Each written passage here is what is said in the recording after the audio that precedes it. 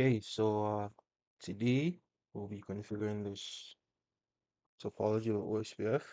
OSPF is a routing protocol. It stands for Open Shortest Path First. It's a link state routing protocol. It's used mainly inside large enterprises with like large networks. It dynamically learns routes and calculates the shortest path to every destination. It uses a cost metric based on bandwidth. Like protocols like unlike RIP, which is distant vector, OSPF builds a full topology map of the network and converges much faster when changes happen. Say, for example, a link went down, OSPF would pick it up quicker. It supports multi-area design, which what we'll be doing today, and it makes it more scalable and efficient for large networks. And yeah, it does that by reducing routing overhead and improving performance. So basically, the routers aren't really pressured. So I'll be configuring router 1, 2, and 4. Because it's going to be the same thing on 3, 5, 6, and 7. So I'll just configure those three. Okay, to begin with, we're going to go in configuration mode. After in configuration mode, I'll configure the loopback. Interface loopback 0. I'll give it the IP address of 1.1.1.1, 255.255.255.255. It has to be, there can't be any space left to do anything. So but the loopback, it stays up unless the router goes down. So it's like perfect for a stable router ID as well. So I'll go on the first interface now, which is F0/0, and IP there is 10.10.10.1, and it's /30. I'm using the /30 because I only need two IPs. Yeah, and then no shut to bring the interface up. This link it links the area 0, which is the backbone, between router 1 and 2. The backbone is area 0. Everything passes through it. Without backbone, communication cannot take place between different areas. So that's the use of area 0. I'll go on interface E10 now. E1/0. And I'll go IP address. This is 10.11.1. So I'll just change this. 11.1. Then I'll go shut to bring that interface up. And then I'll configure OSPF now. So I'll go via E1/0 that links the backbone to the router 3F0/0 interface. So configure OSPF now. I'll use 1 as the process ID. The process ID, if you choose 1 in the backbone, it has to be 1 everywhere else. So I'll go router OSPF 1. I'll go router ID. It'll be the same as the what's it called? Loopback. It's gonna be 1.1.1.1. Okay. So the reason why I manually set it is because it can't be changed. If I don't set it, OSPF will pick the highest IP from that router. If I didn't choose it, it'll choose 10.10.11 to be the ID. So I'll just set it manually. So this ID never changes in case I add another interface. So yeah. After that I'll go passive. Passive interface. Oh, so this now, passive means OSPF won't form neighbors from the interface. It's good for loopbacks. And no passive means it will form a neighbor. Sorry. And no passive means it will form a neighbor with that interface. I'll show you. IN. So I'll go no passive.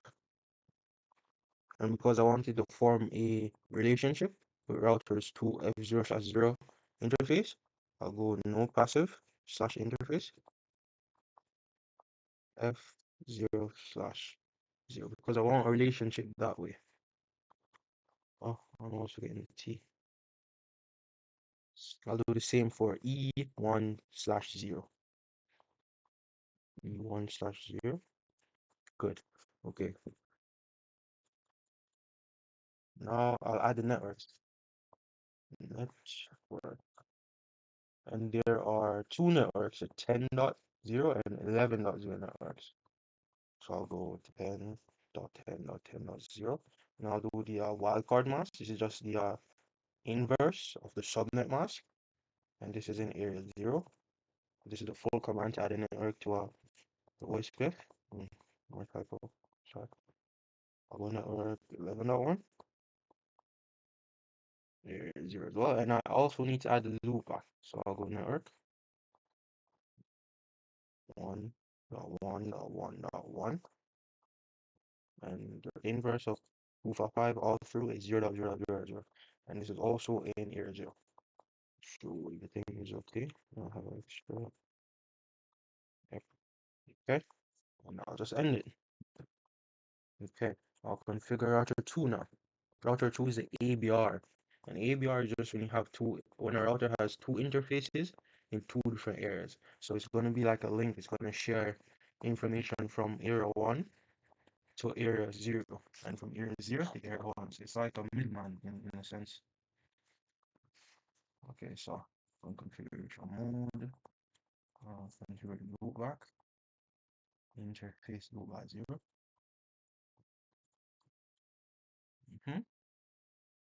The address. This is the second router, so I'm going to use 2.2.2.2 to verify all through. Yeah. Then I'll go on interface F0. This is facing router 1. And the IP for that is 10.2.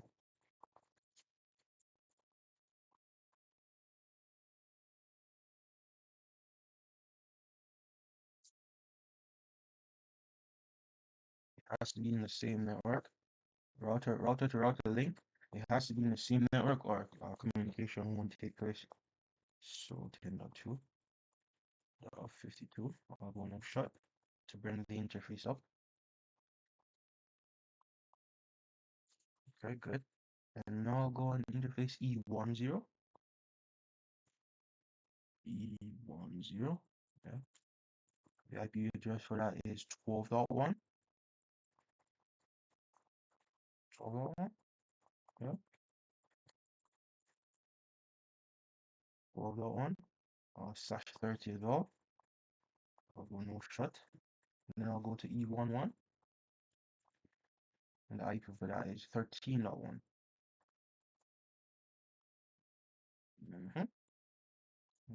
Shut. Okay. And this is area 1 linked to router 1. I'll configure OSPF now. So I'll go router OSPF 1. Have to use 1. Then I'll go router ID, which is going to be the same as the loopback. I'll go passive interface.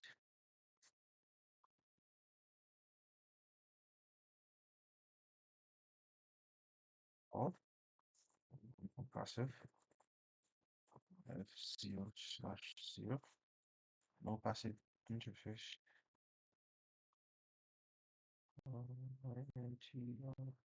Because I wanted to have a relationship with that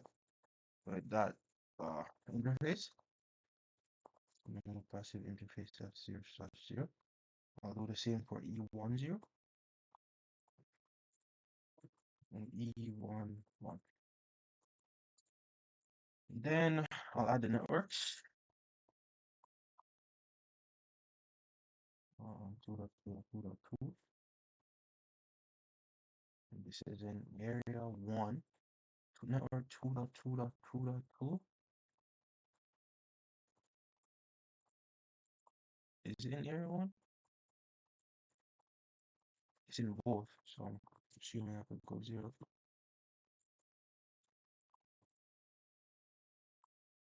I'll go networks.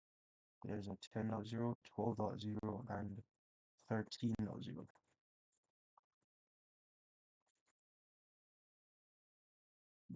3. And that's in the 10.0, that's in the area 0. we have a 12, which is in area 1, and we have a 13, which is also in area 1. Okay, so I'll end it there. That's OSPF configured. Okay, I'll configure router 4 as well.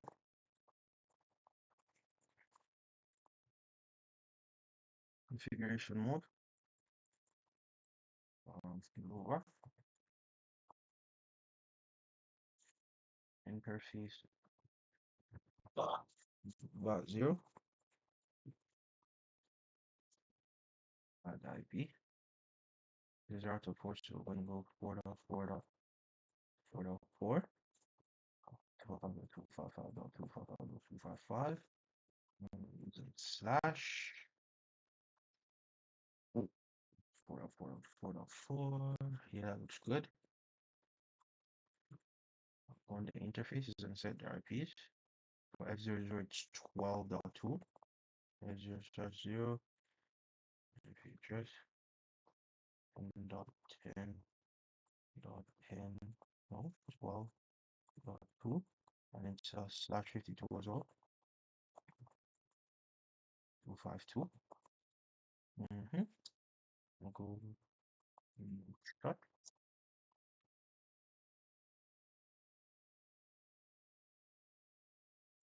Figure interface E10, E1/0 IP address. This is now facing a LAN, so use a different scheme. No one. I'm using one is gonna be the gateway for the PC, and it's a slash 24, so we're using all 256 addresses. One, yep. I'll go with that, and that'll go up. I'll now configure OSPF, router OSPF. I'll process the ID of 1. I'll give it the ID of 4.4.4.4. Passive interface default.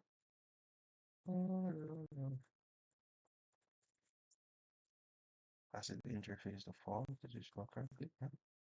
Nope. Good. I'll go no passive interface F0/0 because I want a relationship going through that interface. Yeah, and it's the only one. I don't have to do E10. Why? Because PC is that way. There's no router, so there's no information that should be shared coming from that end. So yeah, there's no need to do that one. The network now. Network. How is that best? 4.4.4.4. Area 1.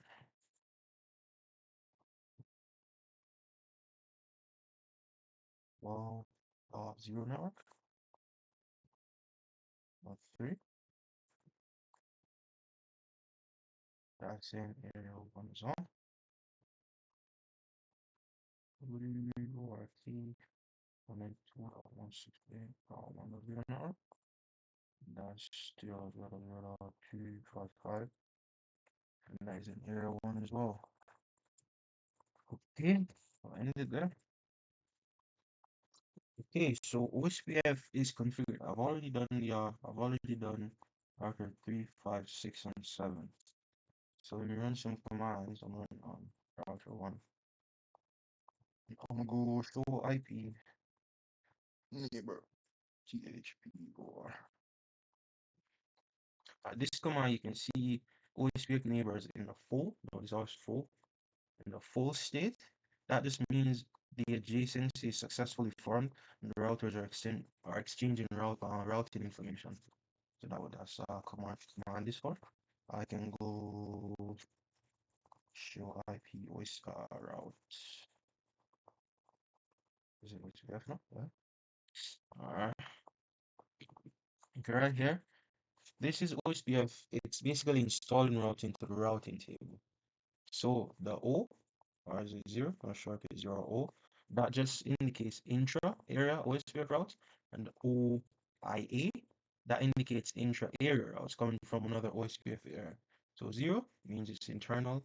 OIA means it's coming from somewhere else, some other area. Okay, I can check the status as well. I'll go show IP OSPF interface brief ERIF.